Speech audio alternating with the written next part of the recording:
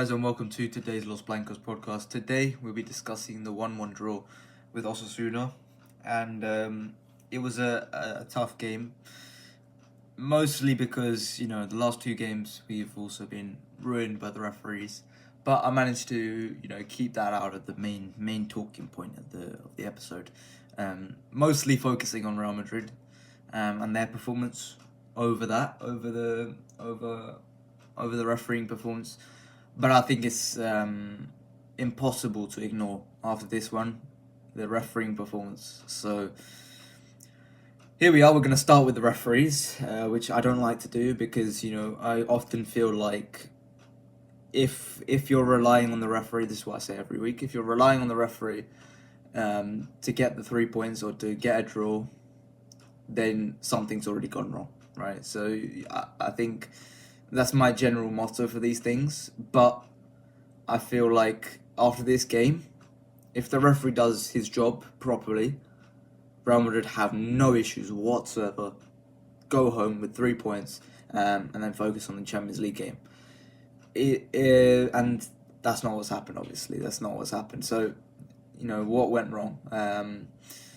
The Jude Bellingham stuff. So let's start with that. I think it's a good place to start. I don't understand how a referee can make that decision, because I understand that, okay, fuck you is an insult. It's an insult. Or did he say fuck off? Either way, fuck you is obviously a bit more targeted, but fuck off just means, he could just be saying it to himself. I say that to myself so much. I say fuck off. Every once in a while I say it to myself, right? And that's no issues, right? It's not taken as too much of an insult. It's one of the ways, where we're just gonna go. If you're English, you're gonna say fuck off, like as if like you're stunned, right? You're stunned, and that's where I would say it. The fact is that Jude Bellingham got sent off for that, which I think is a bit crazy, to be honest. I think it's completely crazy that you can get sent off for that. The referee doesn't know English very well, clearly, and it took it as an insult. I found out that, where you say fuck off in Spanish, it just means go to shit or go to hell or something like that, which is completely different, right? It takes its complete different meaning. Where if you say fuck off in English and you say it in Spanish, it's two completely different things, right? And so that's where I think the referee took an issue. But you can't, I'm sorry, but you can't send off a player. If you don't know English very well, you can't send off a player, right? You cannot send off a player because you have the inability to speak English. That's an objective issue right there. You can't send the player off if you don't even understand what he's saying. Because there's just so many instances of referees getting told these words, getting cursed at by players, and they just take it on the chin because that's what referees do. It's unfortunate, but referees do take it on the chin. This guy clearly has had an issue, and he has a bit of an ego issue. He's got a bit of a problem. He got bullied at school, and he wants to do this. Like it just makes no sense for me. And I think, I mean, Jude getting sent off is just completely stupid. Like, I can't believe it. Like, and from that point on, it felt like, okay, this is not going to end in any good way. The game was heating up. It's already a heated environment at El Sadar, and playing against this team, Osasuna, at that stadium is always going to be difficult, and with 10 men it's even more impossible. It felt like it was heading one way, which was a 1-1 draw. And listen, I've got no issues about the penalty given against us. Camavinga clearly stepped on his foot. I think it's a penalty. I think it's pretty clear as a penalty, so that's fine. That's okay. I don't mind that. But the other way around, we should have had at least one penalty. Come on, like there is no way. The one in the first minute where Vinny cuts back and it hits Catena's arm or his hand.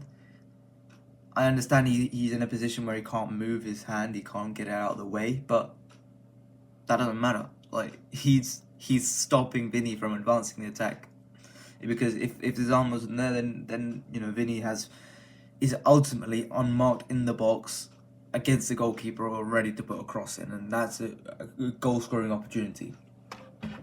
So, Catenas are ultimately preventing now with his hand, which, unavoidable or not, is still stopping it. It's still stopping that attack.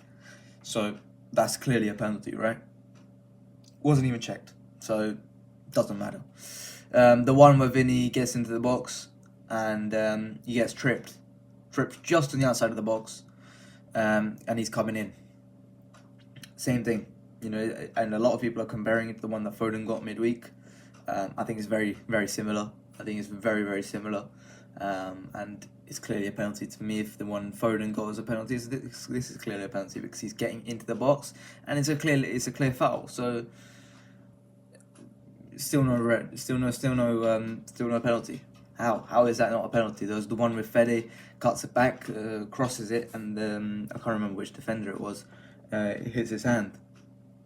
Same thing. It's just like his hand is so outstretched in that position, and it hits his hand. Like, that is a penalty. That, like, if the first one isn't a penalty because he can't move his hand, how is that one not a penalty? Because he is clearly moving his hand towards the ball. It doesn't make sense to me. The referee's logic is completely full of holes, and there are people out there. I'm not going to do it because I'm a bit lazy, but there are people out there that are going to find the double standards. They're going to find the separate issues where these referees are given a penalty for a similar offence, and in this game they just haven't given it. Munuera is a total idiot. He hasn't given it, and there's a couple more instances which I'm going to draw upon. It's the one where Fran Garcia got pushed into the advertising boards. I mean, like, he's looking straight at it, and I thought it immediately as soon as Arezzo, I think it was Arezzo, who pushed him straight into the advertising boards, and I think there is no intent. There's just intent to hurt him right there, and it's like the referee just watches it and just waves it off. It's like, oh, whatever, who cares? I just think it's a total it's a total joke that can happen, and there's no consequences whatsoever. Not even you didn't even get told off. Those you just looked at and said, "What are you doing?" Whatever. Next play, just carry on. Fran Garcia just got pushed into the advertising boards. Who cares? It wasn't even the ball wasn't even in play at that point. Makes no sense, that one. I think after that, I think a lot of the refereeing decisions in this game were really poor. Like, there's so many little fouls on Vinicius that they don't give because it's Vinicius. I understand Vinny has a reputation for diving, but you can't raise the bar because it's Vinicius. Objectively, if that happened to an Osasuna player, it's a foul. If Aymar Aroz got fouled the same way Vinny did 10 times a game, he would get 10 fouls a game. Vinny gets fouled 10 times a game with a couple of dives, and he only gets about 3 fouls a game. It is kind of a joke how Vinny just doesn't get the calls. It's unfortunate. That's the punishment of being one of the best players in the world. That's the punishment you're going to get. You get penalised a lot of the time for being one of the trickiest players in the world, one of the players who gets around and is tough to defend. That's a penalty. That's a penalty that that's something that you're going to get punished for by the referees who are not going to be on your side. And we saw once again so many little fouls. But I mean, the ones that we did win, I think I'm gonna pivot away. We spent the first 9 minutes talking about this. The referees. I don't want to give the guy Munuera a little bit more time because that's what they want ultimately. And actually, you know what? I'll bring it back and I'll give you a solution. Right? There's 2 solutions I see for the Spanish Federation. I think the 2 solutions I see are, one's definitely more clear than the other. I think the first one is obviously just getting referees from different countries, because you saw it midweek. After these 3 weeks in a row where we've been totally ruined by the refereeing decisions. We saw midweek Clement Turpin in the Man City game. He was much better, and obviously he made there was some a bit like dodgy decisions, but overall it was pretty good from Clement Turpin. And midweek, this coming midweek, I don't know who's refereeing the Man City Real Madrid game. Hopefully it's a good one, but I don't know who's refereeing it, but it's definitely going to be a better ref than the Spanish ones. and it's a bit unfortunate that the referees in Spain are just total dog shit. So bring in a ref from another country. You know, these guys like Marciniak from Poland. I forgot what the Slovenian guy's name is, but the Slovenian guy. Their domestic leagues don't match up to their refereeing talent ultimately, and so you can bring those referees in. Bring those referees in because they're 100 times better than the ones in Spain. Monuera is total idiot. You got Lajos, who's obviously no longer refereeing, but he's a total idiot. Hernandez, total idiot. Every single one of these guys are idiots. Bring in some foreign refs, right? And I don't understand why more leagues don't do that. Bring in foreign refs because they're more impartial to these decisions. I don't know why it's such an issue, but I think that's a clear solution that I don't know why teams aren't doing it. I think elsewhere, I think the other solution I'm going to bring up to you is potentially bringing the refs from the lower divisions, but I don't know the standards at the Segunda division, even third tier. I don't know what the standards are of refereeing, so I can't really say that with confidence. And obviously that also requires the top level of Spanish referees to get sacked. So that's obviously not going to happen. So the real only solution is to bring in the foreign refs who are much better. These guys in Spain just want to be the front of the headlines every week, and you know, I think this week they've sent a clear message saying that they're going to make even worse decisions based upon what Real Madrid said following the Espanyol game. You know, Real Madrid TV don't faze them. I don't give a fuck. I'm still going to make the ridiculous decisions against your team. They're going to cost you games. Who gives a fuck? I don't give a fuck. Anyway. Overall, I thought the performance from Real Madrid was actually alright, to be honest, considering we were 10 men for most of this game. So given that, I think it was an okay performance. We could have done better.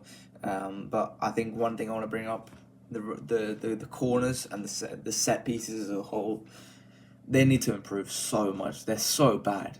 And we see clubs like Arsenal using the set pieces to their advantage. You know, I think Real Madrid should consider getting a set piece coach, because I think going, you know, with their attacking set pieces, they are so bad. Every single time Modric puts a delivery in, the free kicks, right? The free kicks. Every time he puts a delivery in, the only team that actually drops is the Osasuna, and the opposition team, that they drop and Real Madrid just hold their positions. That's not how you attack a corner. That's not how you attack a set piece. You need to go to the ball. You need to get into the box. You need to attack the space, and there's nobody there. They will hold their position and wait for the second ball, the rebound. That's not how you attack a set piece. But that's what they do every single time. And you know, we have got a few good headers of the ball, but not too many. Right? We've got Asensio, we've got Bellingham, and we've got Tchouaméni. But realistically, it's only Tchouaméni and Bellingham in this team that I trust to head the ball. So that's already an issue. You haven't got many headers at the ball, and the delivery. I mean, we had some issues over the last few years about the delivery. Me and Sean had some issues with the delivery from Toni Kroos, who he said it had been declining. Last year, it improved so much. Toni Kroos was actually like putting in beautiful deliveries every single time. And it's dropped again this season because we haven't had a designated set piece taker. You know, Modric took some free kicks and corners yesterday, and they weren't great. Rodrigo's been taking them. They haven't been great either. And yeah, I mean, obviously Arda Güler is going to be the set piece taker when he's there, but obviously we don't have the headers of the ball when Arda's taking the set pieces like Arda has for Turkey, like with Demiral. So you've already got an issue there. So I think that's something you have to address, either with a set piece coach like Arsenal take, or you need to improve the number of headers of the ball, and you need to improve that delivery. So that's another big issue, I think, with the set pieces. And then the final thing I'm going to talk about, the chance conversion. I think I'm not happy with this over the last few games, because even with all the other issues with the referees, you still could have won this game. That's the crux of it. You know, Vinny had a really great chance in that first half where he just dragged it. and put it in the straight to the goalkeeper. It was a great opportunity for Vinny to score, and he fluffed it. So that's a great opportunity, and we messed it up. There's another opportunity for Mbappe in the second half, right at the death of the game, where he's 1-on-1 with Sergio Herrera, who made a good save. It's a really good opportunity for Mbappe to score, and he didn't. And so there's a couple clear-cut chances that we could have had to score. It feels like this chance conversion is getting up to a real issue where we're creating good enough chances to win a game, good enough chances to score quite a few times a game, and especially with this defense where you're going to concede at least one goal a game, you need to find a way to score more goals than just one every single game. Against City, right, we had a huge issue with this. We had so many chances, and we scored 3, and we felt like we should have scored more. We felt like we let City off the hook after that game, and I just feel like that's the story of the season so far. It's often that we just don't take our chances, and we let teams off the hook a lot of the time, and we once again did it against Osasuna. So I'm really not happy with this chance creation and the chance conversion from Real Madrid, and hopefully improves.